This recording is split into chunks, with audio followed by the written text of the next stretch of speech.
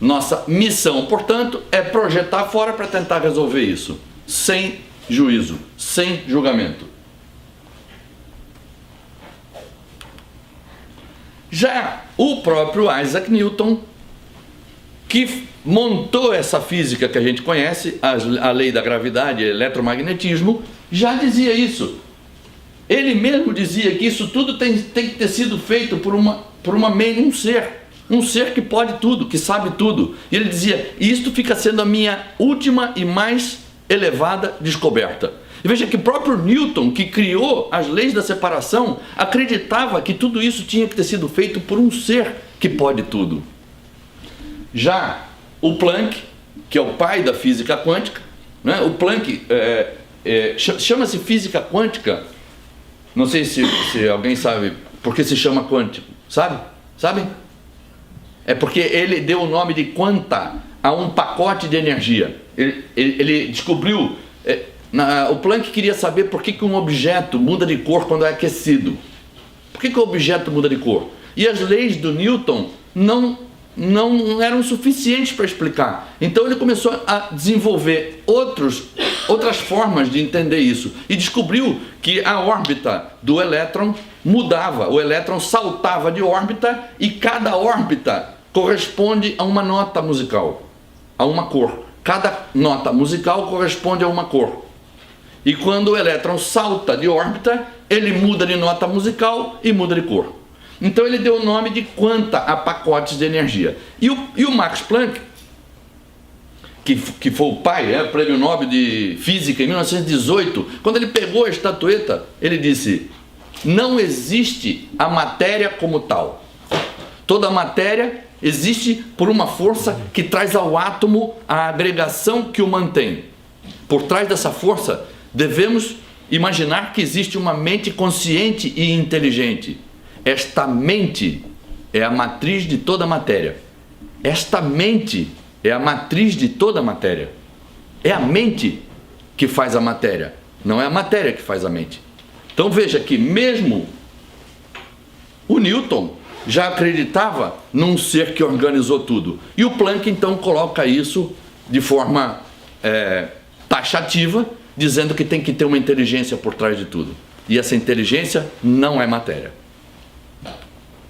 Então só isso aqui, eu vou pedir para vocês, não prestem atenção, os slides são só ilustrativos, tá? Aqui eu coloquei só para vocês verem que Dalton em 1800 criou esse modelo de átomo. O átomo para ele era uma bola.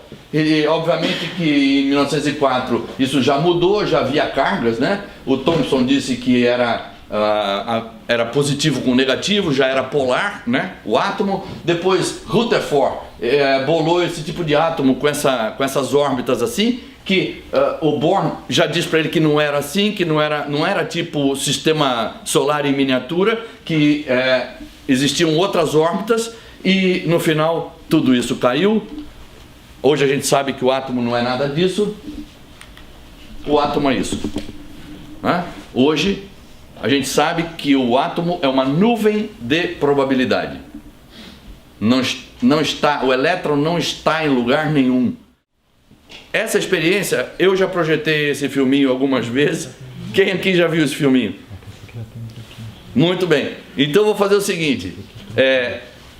De primeira, muita gente não consegue. Eu vou parando para explicar, tá? Porque essa é a experiência que confunde os cientistas.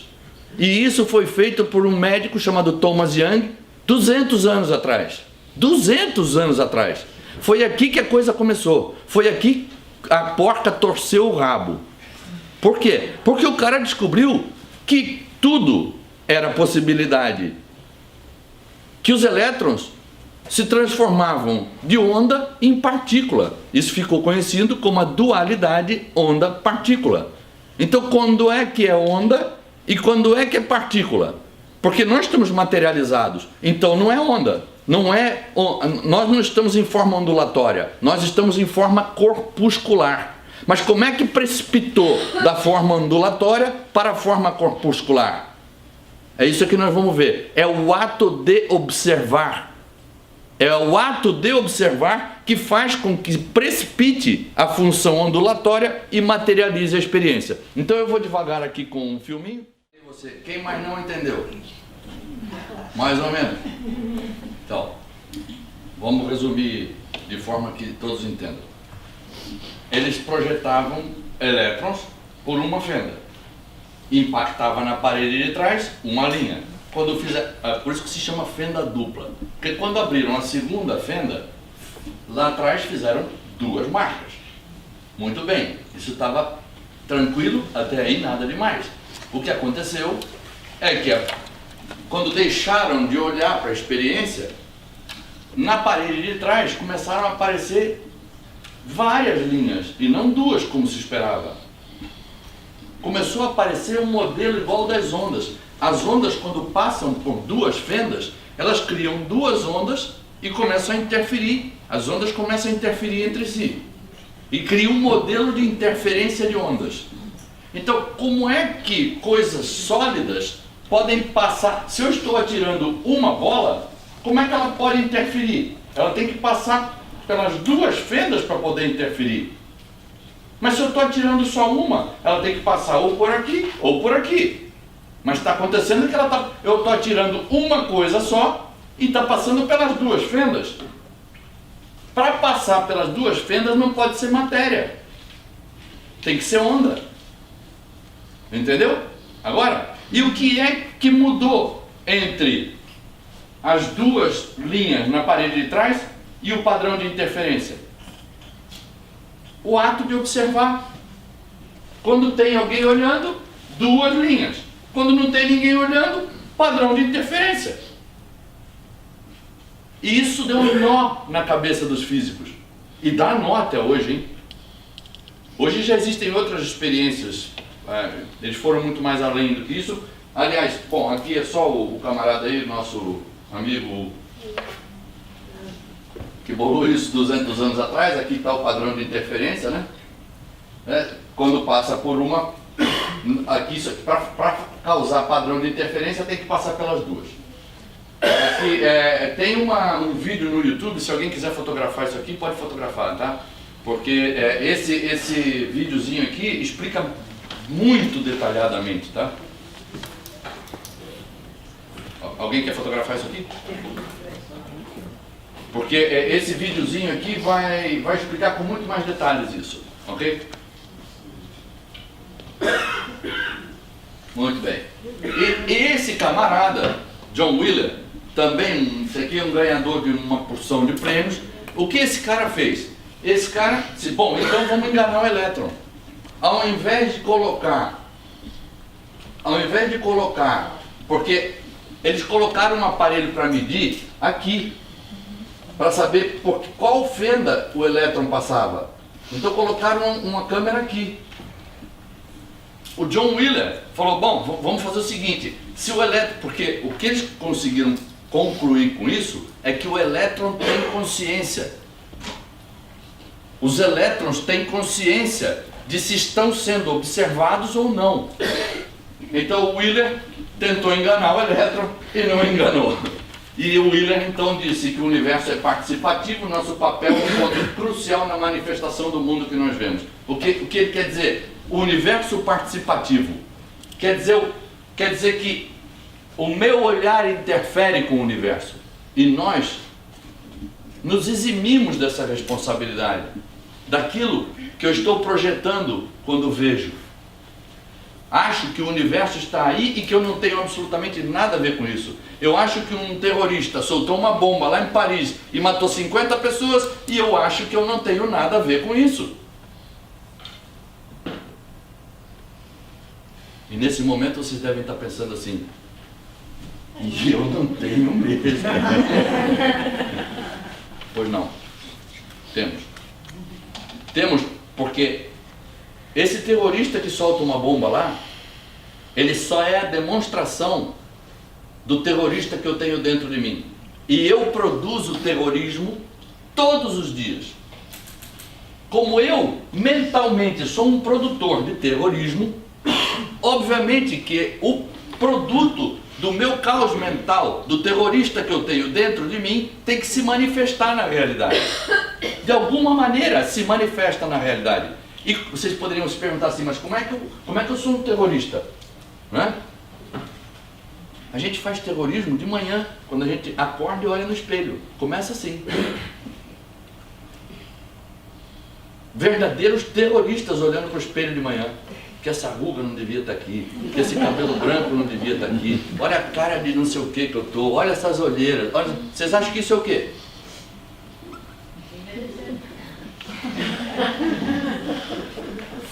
Ação da gravidade, né? Então é assim, nós produzimos terrorismo, nós produzimos violência, nós produzimos todo o caos que a gente vê fora. Porque nós somos caóticos, nossa mente é caótica. Então tudo que vem na nossa direção, vem para que a gente possa ver e não julgar. Para que a gente possa transcender essa informação. Então quando eu vejo um terrorista soltar uma bomba não sei onde, matar 50 pessoas, o que eu tenho que fazer? Olhar para dentro de mim e dizer, vou procurar o terrorista em mim. Não dizer, pega, mata, esfola, prende, arrebenta. Porque isto nunca funcionou. Assim, nós estamos nos matando há milênios. Nunca funcionou. As coisas que nós estamos vendo fora é para que a gente possa consertar isso dentro de nós. Como já está escrito nos livros sagrados há milênios. Hoje a física quântica está dando embasamento para a gente compreender isso. Nenhum fenômeno é um fenômeno real. Nenhum. Nenhum! Por que nós estamos achando que o que está na frente da gente é real? Nossa mente está interpretando sinais. Nenhum fenômeno é real até que seja observado. São cientistas que estão dizendo isso. Isso que já está nos livros sagrados há milênios. Esse vem depois um pouco o Niels Bohr e diz isso aí, uma partícula quântica existe apenas como probabilidade, como já falamos aqui, um estado de probabilidades quânticas, até que observemos momento em que colapsa em um estado determinado que chamamos materialização. Prêmio Nobel também, tá?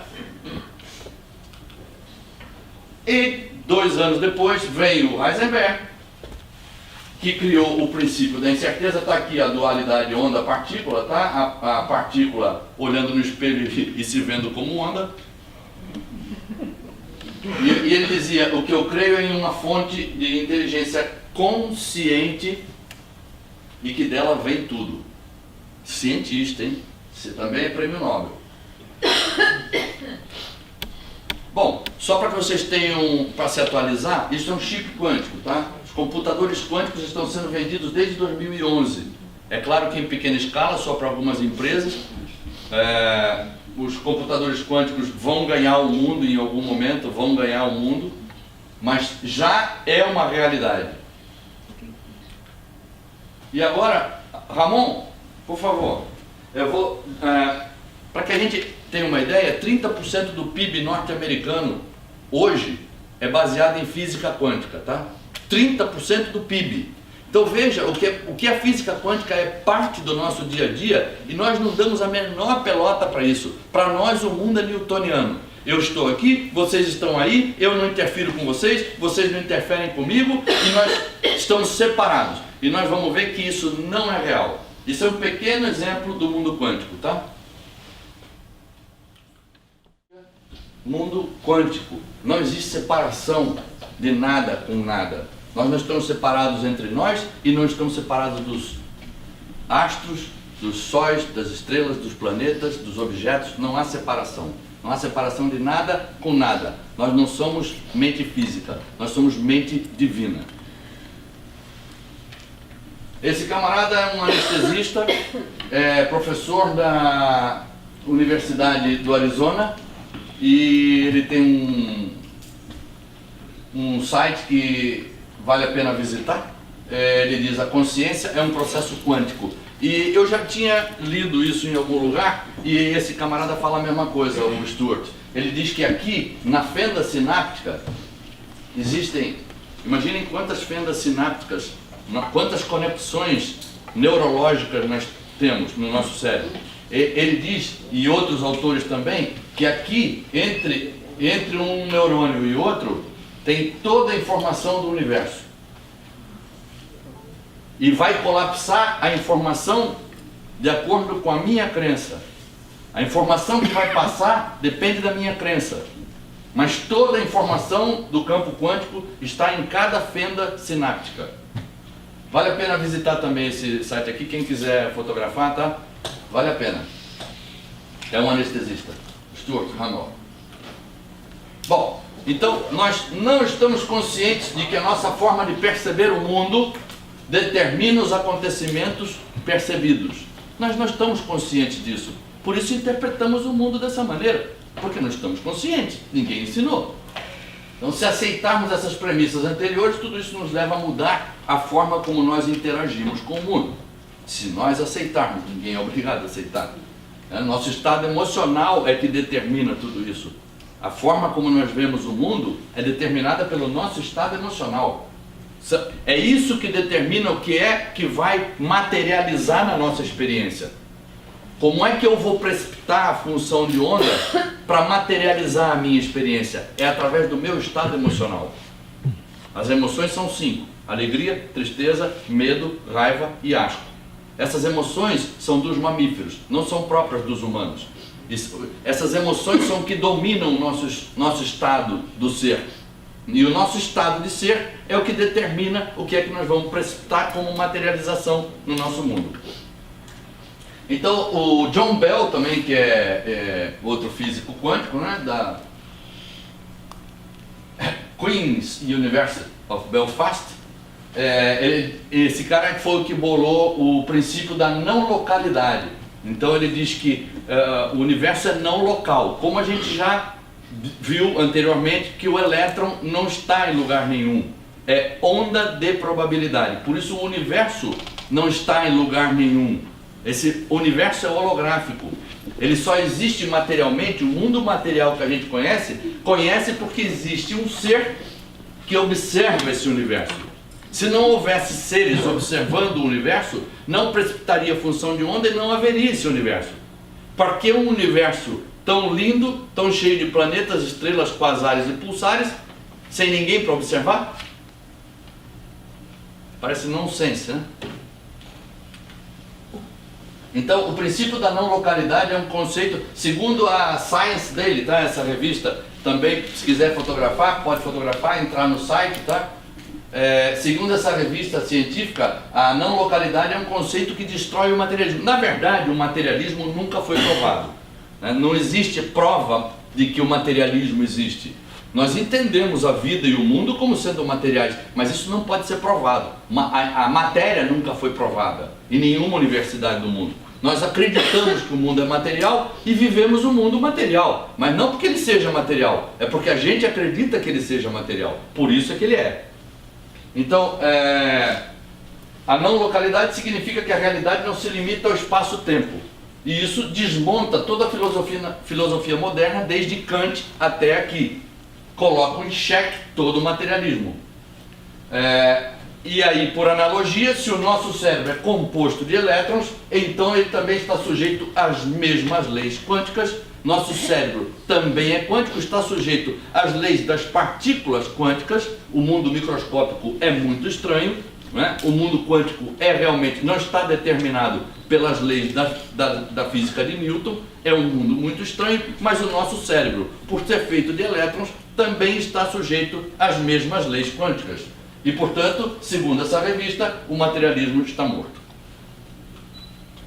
Então, o efeito da não localidade coloca a realidade da ciência no mesmo plano da metafísica. Essas coisas que andaram separadas durante séculos, então, quando surge o efeito não local, através do teorema de Bell, a física e a metafísica se juntam novamente, porque nada está em lugar nenhum. Do ponto de vista quântico, existem probabilidades, só probabilidades. Então a física e a metafísica se uniram. E o próprio Einstein, já naquela época, então dizia: se você não gosta do mundo que você vê, que você saiba que você não pode mudar o mundo. E olha, como nós estamos sofrendo. Como a gente sofre tentando mudar o mundo. Nós queremos um mundo melhor. O tempo todo queremos um mundo melhor. Menos violento, menos violência com as pessoas, menos violência com os animais. Nós queremos mudar o mundo. E o Einstein já dizia: é impossível mudar o mundo. Se você não gosta do mundo do jeito que você está vendo o mundo, que você saiba que você tem que mudar você. Mude um pensamento, ele dizia, mude um pensamento seu e você mudará o universo. O Einstein, que não entendeu o que vocês vão entender agora, ele já dizia isso. Mude um pensamento seu e você mudará o seu universo. É preciso entender isso, hein? Não existe um mundo aí fora. Aparentemente nós vamos sair aqui, ou mesmo dentro dessa sala, estamos todos no mesmo mundo, não é? Não é. É um espaço-tempo para cada mente. Cada um está projetando o seu próprio mundo aqui. Por isso é que existe um terremoto, 5.000 pessoas morrem, e cai uma coluna aqui, uma coluna aqui, uma coluna aqui, e o sujeito fica ali. Porque é outro espaço-tempo. Por isso é que cai um avião, 250 pessoas morrem e um caboclo fica ali. Porque é outro espaço-tempo. O que se passa aos seus colegas do lado pode não se passar a você. Por isso é que entra um sujeito com uma metralhadora, mata uma opção de gente e o sujeito fica ali. Porque não é o mesmo mundo. Aparentemente é o mesmo mundo. São realidades espaço-temporais diferentes. Cada um projetando seu próprio mundo. Então, se você não está gostando do mundo, se o mundo que você está vendo não está lhe agradando, que você saiba que você só pode mudar a você, jamais o mundo. Não tente manipular o que está fora, porque isso é condenação. E se você condenar, quem sofre as consequências é você. Bom, agora nós vamos falar sobre isso aqui que o Einstein não entendeu, tá? Que é o princípio da não localidade, e agora vamos entrar no entrelaçamento quântico. O entrelaçamento quântico foi a coisa que confundiu o Einstein, né? O Bohr depois disse, quando o Einstein disse que Deus não jogava dados com o universo, ele falou para o Einstein: para de dizer para Deus o que é que ele tem que fazer.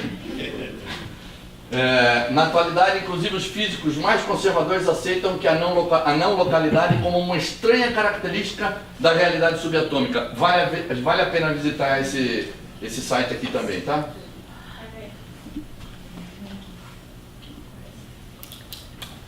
Muito completo. Já? Então, em 2014, esses camaradas aqui, o Eli, o Neco, como é que se pronuncia isso? Megis.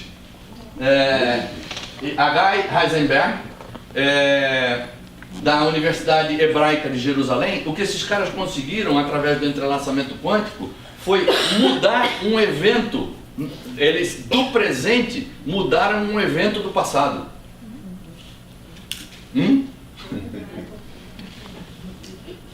Eles fizeram isso com elétrons, tá? Hoje já está se fazendo isso com moléculas.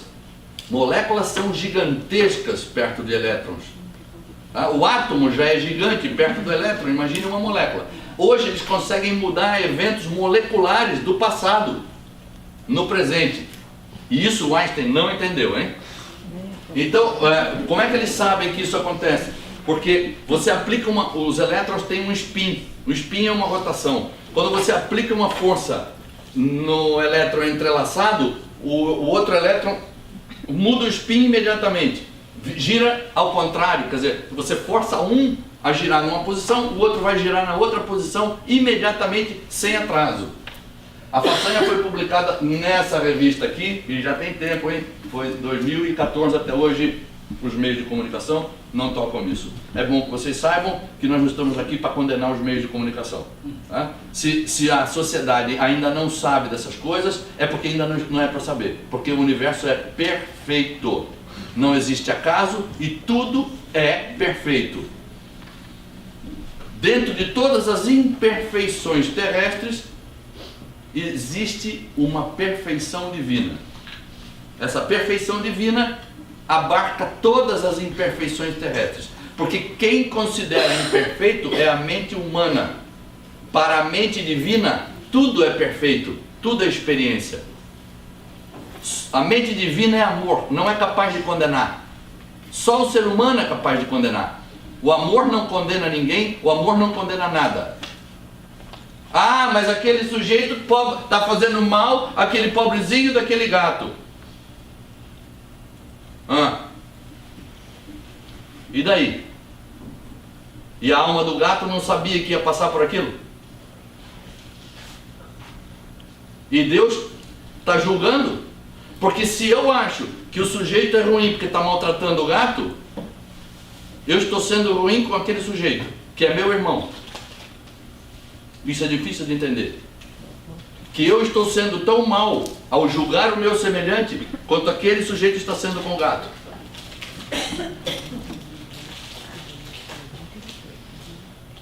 Isso é difícil de entender, porque a gente se acha separado. E nós não somos corpo e nem mente. E eu nem vou acreditar naquilo que eu penso, porque o que eu penso é só a minha interpretação. E a minha interpretação é de que o outro é o outro. E eu não consigo ver o maltratador como sendo eu.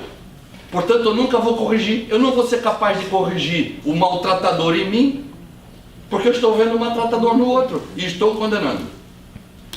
A partir do momento em que eu vejo um maltratador e corrijo um maltrato em mim, porque eu posso estar maltratando a mim, eu sou o maltratador, e o primeiro que eu posso estar maltratando é a mim mesmo, por manter uma relação, por exemplo, que não me satisfaz, ou por trabalhar com uma pessoa com a qual eu não gosto, ou por ir num lugar onde eu não quero ir. Eu estou maltratando a mim e não consigo ver que estou maltratando a mim, e por eu não conseguir ver que estou maltratando a mim mesmo, ou maltratando aqueles que estão comigo, o universo me põe um maltratador na frente. E aí o que eu faço? Ao invés de olhar e corrigir isso em mim, condeno o maltratador. E o universo o que vai fazer? Vai botar a experiência de novo na minha frente. Tantas vezes quantas forem necessárias. Até que eu corrija isso em mim. O Jung dizia: aquilo que você nega te submete, e aquilo que você aceita te transforma. Aqueles que não aprendem nada das circunstâncias desagradáveis da sua vida obrigam a consciência cósmica a repeti-las tantas vezes quantas sejam necessárias até que se aprenda o drama acontecido. Vamos? Seguimos. Então vamos lá. Entrelaçamento quântico dos elétrons. Isso é que o Einstein não entendeu, ok? Então, o que isso foi feito antes dos israelenses, hein? A Universidade Hebraica usou essa experiência para seguir adiante, mas isso já tinha sido feito antes. Então, o que eles fizeram? Pegaram um elétron A e um elétron B. Entrelaçaram A com B. A passou a ser AB, porque ficou com a informação de B, e B passou a ter a informação de A. Aí o que fizeram? Simplesmente destruíram A. Entrelaçaram C com D. C passou a ser CD e D passou a ser DC. Muito bem. Entrelaçaram B com C. Até aqui tudo bem? Então, nesse momento, o que aconteceu com D? Virou DB. Passou a ter informação de A. Mas como? A já não existe. Esse evento foi posterior à destruição de A. Entenderam isso? Quem não entendeu? Não, mas tudo bem. Quem não entendeu? Quem não entendeu? Vamos voltar. Vamos voltar. Elétron A, elétron B, ok? Entrelaçaram os dois. Entrelaçar é colocar junto, tá? Quando eu coloco junto, se eu... Se eu toco no Nicolas, eu entrelacei meus átomos com D. Isso é entrelaçar, ok? Acasalou. Muito bem. Entrelaçaram A com B. Destruíram A. A não existe mais. Quando eu jogo um fóton em cima de um elétron, eu destruo esse elétron. Então o que eles fizeram? Jogaram um fóton em cima daquele elétron e destruíram aquele elétron, não existe mais. A informação de A se perdeu, teoricamente. Pois não. E como é que o A existe? Como é que o A continua entrelaçado ao B se o A foi destruído? A foi destruído. Mas ele está ali. Não, Ele é um filho, ele é um filho. Não, você está dizendo porque ficou branquinho ali? Não.